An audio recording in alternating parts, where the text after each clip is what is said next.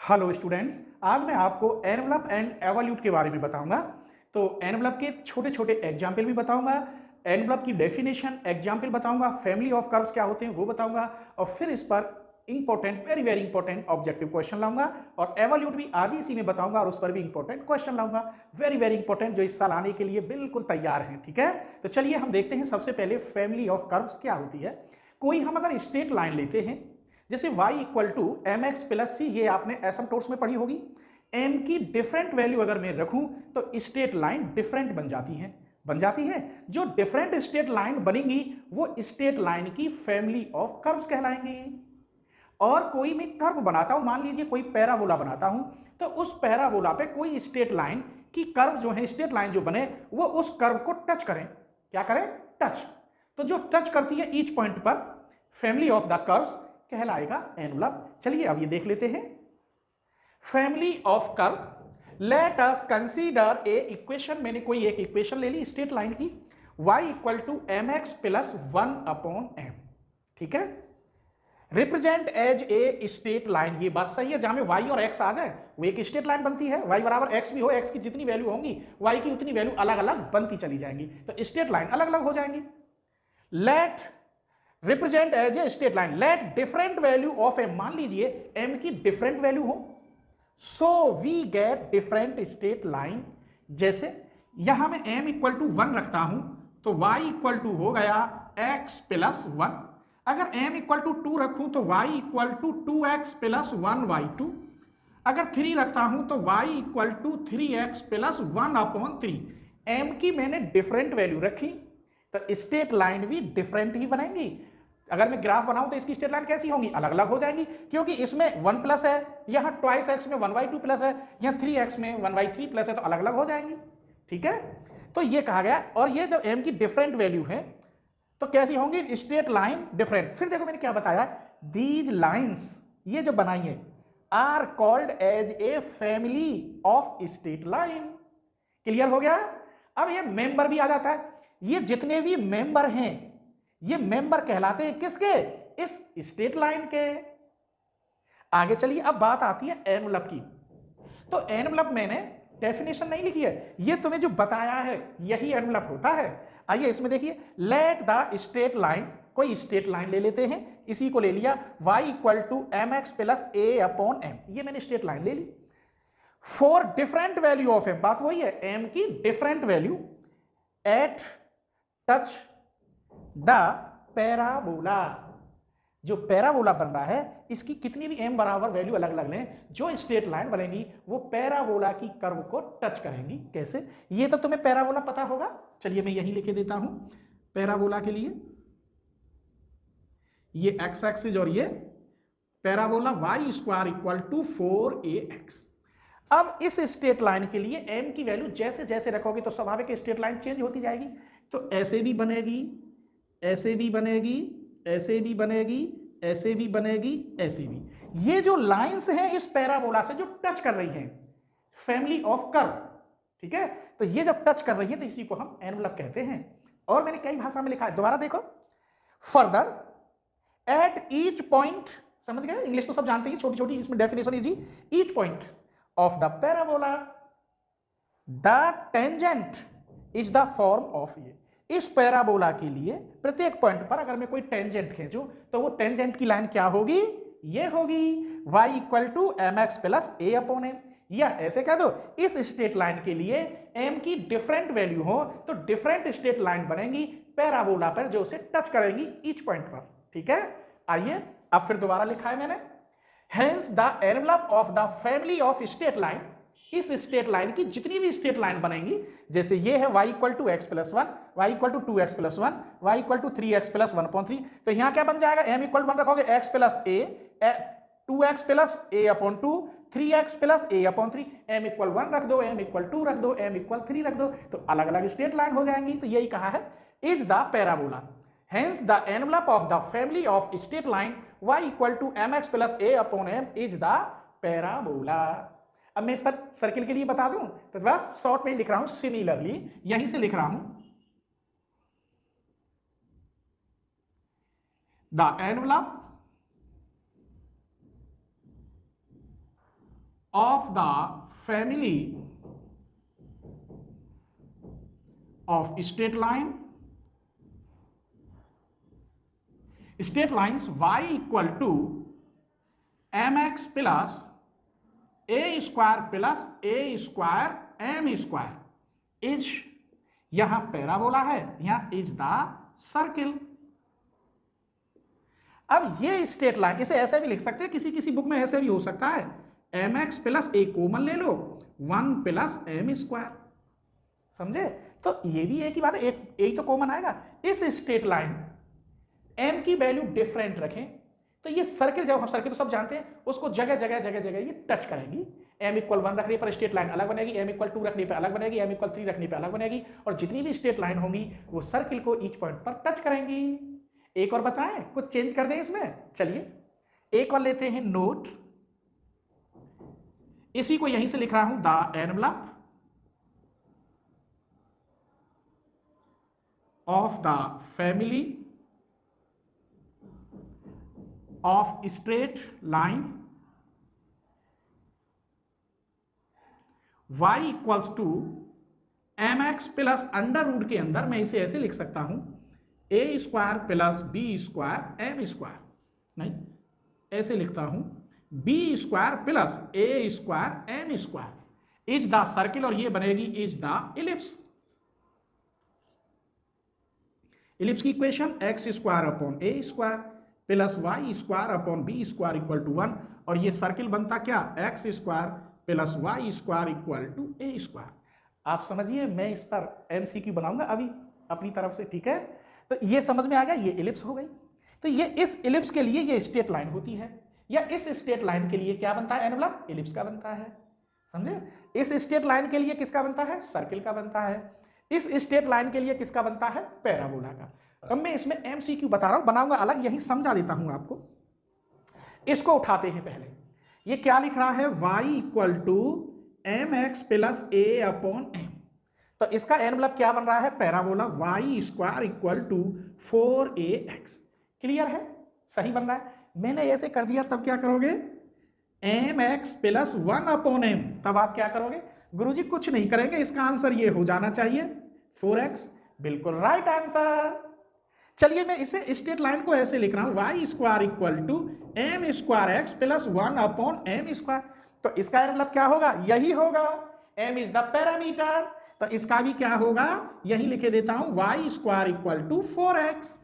अब हम एक नई चीज बना रहे हैं इसी में, इसको मैं ऐसे लिख रहा हूं, x equal to m y plus a upon m, ये भी स्ट्रेट लाइन है, तो इसका क्या होगा, ये होगा, नहीं इसका होगा x square equal to 4ay, होगा पैराबोला, लेकिन किस पे जाएगा, वाई एक्सिस के अकॉर्डिंग बनेगा, ये एक्स एक्सिस के अकॉर्डिंग बन रहा था ये। तो समझ में आ रहे हैं? अब जैसे कि अब यहां मैंने कितने क्वेश्चन बना दिए, एक क्वेश्चन, दो क्वेश्चन, 3, और 3 ही इसके बन जाएंगे, x बराबर 3 और 3 क्या हो गए, 6 क्वेश्चन हो गए। एक क्वेश्चन ये किसका है, एनवलप सर्किल का, 7, ये किसका है, एक ही बात है, ये किसका है, दूसरा स्ट्रेट लाइन नहीं दिया, ये वाला, ये किसका है, इलिप्स का। तो मैंने इसी में आपको 8-9 क्वेश्चन बना दिए। अब मैं आपको बता रहा हूं एनवलप हम दूसरे मेथड से कैसे निकालते हैं।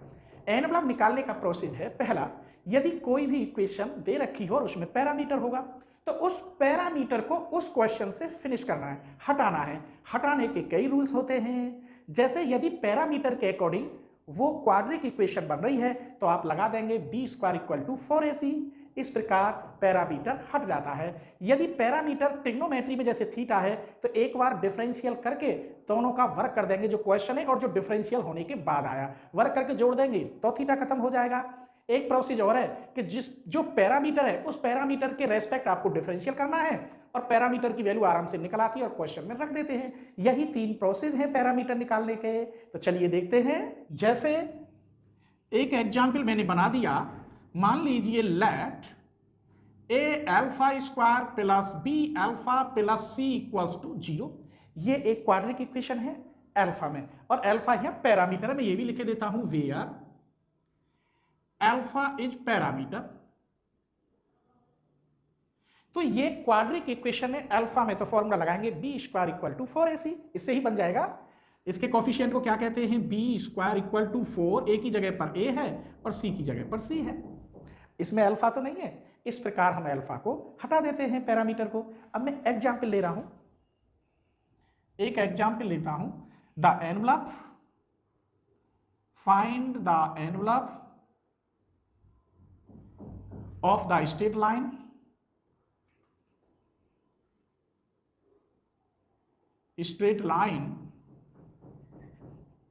x upon a cos theta plus y upon b sin theta equal to 1, where theta is the parameter। ये कैसे करें, पहले इसे कर लेते हैं, क्वाड्रिक वाला बाद में कराएंगे, ट्रिग्नोमेट्री का ले लिया मैंने। तो ये सॉल्यूशन करिए इसका, x upon a cos theta plus y upon b sin theta equal to 1।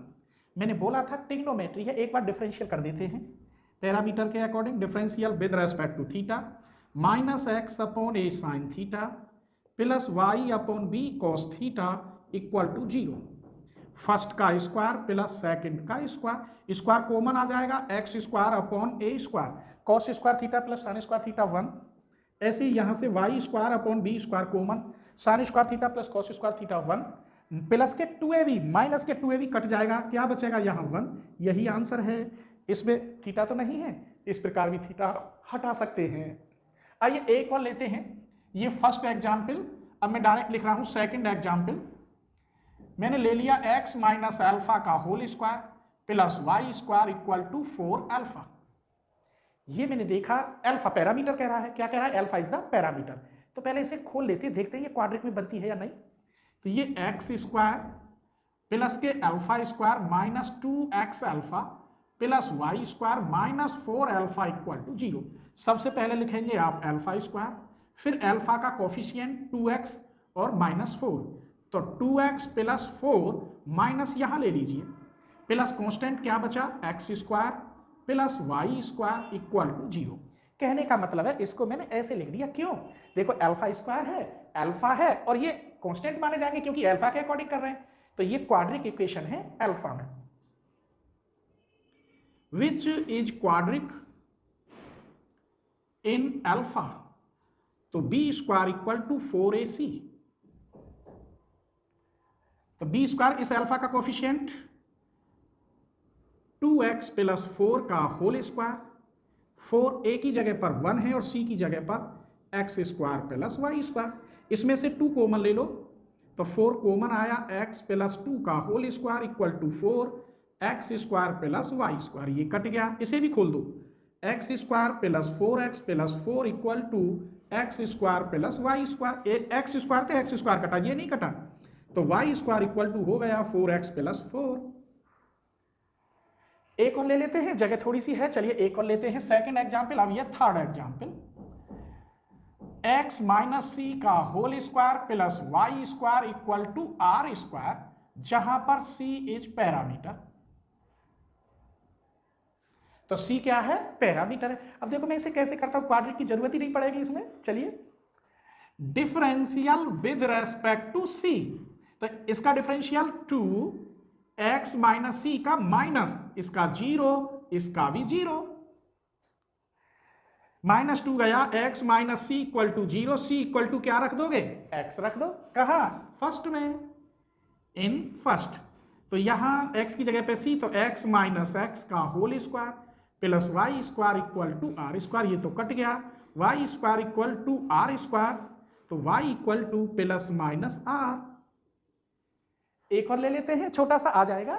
चलिए एक और लेते हैं, envelope of family curve, x square plus y square minus 2ax cos alpha equal to c square, और यहां क्या है, alpha is the constant, c नहीं अल्फा, सी तो कांस्टेंट है, अल्फा इज पैरामीटर माने लेते हैं। तो मैं इसे ऐसे लिख सकता हूं, चलिए कुछ मत करिए, इसे ऐसे लिखिए, इसे इधर ले आओ, इसे इधर, तो 2ax cos alpha equals to x square plus y square minus के सी स्क्वायर। अल्फा यहां क्या है, पैरामीटर है, फिर डिफरेंशियल कर दो इसकी तरह, डिफरेंशियल लिख रहा नहीं हूं, जगह थोड़ी है, 2ax साइन अल्फा होगा लिखेंगे आप differential with respect to alpha, इधर डिफरेंशियल करेंगे 0, अब फर्स्ट का स्क्वायर प्लस इसमें से क्या कॉमन है 4a square x square cos square alpha sine square alpha 1, इधर जोड़ेंगे तो कितना होगा x square plus y square minus c square का होल स्क्वायर, यही आंसर है, इसमें क्या अल्फा नहीं है। ये तो कुछ एमसीक्यू देख लेते हैं। पहले एवोल्यूट देख लीजिए, एवोल्यूट क्या होता है, the locus of A centre of curvature, locus of A centre of curvature क्या कहलाते हैं, एवोल्यूट कहलाते हैं, और इसकी नॉर्मल फॉर्म भी होती है, चलिए लिखते हैं देखते हैं। Evolute of A curve the locus of the centre of curvature, curvature तो आपने पढ़ा होगा, कर्वेचर क्या होता है, radius of curve is called curvature, for a curve किसी भी कर्व की इज कॉल्ड द या इट्स एवोल्यूट, उसका वो क्या कहलाता है, एवोल्यूट कहलाता है। Envelope of the normal form, evolute के लिए अगर हमें एनवलप की नॉर्मल फॉर्म मालूम हो तो एवोल्यूट निकालने में आसानी होती थी। इस पे भी मैं क्वेश्चन दूंगा अभी एमसीक्यू कि इसका ही नॉर्मल फॉर्म क्या होती है। The evolute of the curve is the envelope of the normal to the curve, बस एक एक लाइन की डेफिनेशन थी। चलिए एमसीक्यू क्वेश्चन में फर्स्ट क्वेश्चन देखते हैं, very very important. The envelope of family of lines, ये स्ट्रेट लाइन दे रखी है, ये किसके लिए बताएंगे आप, x equal 4ay, x square equal 4ay, y square equal to 4x, बोलिए। चलिए अभी मैंने बताया था अगर ये स्ट्रेट लाइन ऐसी होती y equal to mx plus a upon m, तो ये मैंने किसकी बताई थी आपको, पैराबोला की, Y square equal to 4ax, तो यहां है x equal my plus a upon m, तो ये किसके अकॉर्डिंग बनेगा, y के अकॉर्डिंग बनेगा, सिमेट्रिकल अबाउट y एक्सिस, ये सिमेट्रिकल अबाउट x एक्सिस, तो इसके लिए कौन सा आंसर राइट है, ये। अब इस क्वेश्चन के साथ मैंने दूसरा बना दिया, ये क्वेश्चन होता तो कौन सा राइट होता, ये। अगर मैं आपसे ये कहता, चलो एक और देख लेते, यहां बना देंगे, the envelope of family lines y equal to m square x plus 1 upon m square, m square तो पैरामीटर है, इससे आंसर पे कोई फर्क ही नहीं पड़ेगा, ये तो क्वेश्चन से फिनिश करना था। ये भी पैराबोला की ही स्ट्रेट लाइन है, y बराबर यहाँ mx है, m स्क्वायर हो या कुछ हो, किसका बनेगा, y square equal to 4x, ये तो है ही नहीं इसमें, ये गलत, सिर्फ c राइट है। अगर ये ऐसे ना हो के ऐसे भी होता, y equal to mx plus 1 upon m, तो भी यही आंसर होता। दो क्वेश्चन हो गए, आप अलग अलग लिख लेना इन्हें, ठीक है। आइए तीसरा क्वेश्चन देखते हैं, the envelope of the family of curve, ये तो मैंने बताया था क्वाड्रिक इक्वेशन है, b square equal to 4ac, तो राइट आंसर ए है, ठीक है, अच्छा लग रहा है।